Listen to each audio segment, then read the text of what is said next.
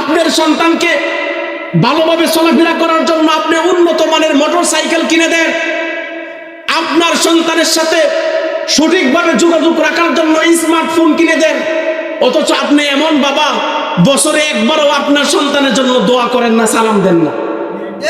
হ্যাঁ, আমরা জানি সালাম মানে শান্তির দোয়া। নিজের সন্তানকে আমি শান্তির দোয়া করি না, স্বামীর জন্য শান্তির দোয়া করি না, স্ত্রীর জন্য শান্তির দোয়া করি না, তাহলে সালাম কিসের শান্তির দোয়া? এখন বলেন, সালাম যদি হয় শান্তির দোয়া, আমার কাছে শান্তির দোয়া কে পাওয়ার উপযোগী? এলাকার ইমাম?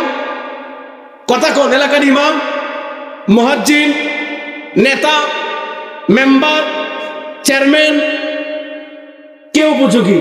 আমার সন্তান, আমার, বলেন আমার বিবি, আমার আপনজন, আমার শ্বশুর, আমার শাশুড়ি, আমার যারা আত্মীয় স্বজন, ইমামের থেকে, নেতা থেকে, পীর থেকে, সংগঠনের নেতা, সমস্ত মানুষ থেকে আমার আত্মীয় স্বজন, তারা আমার কাছে সবচাইতে হকদার বেশি সালামের।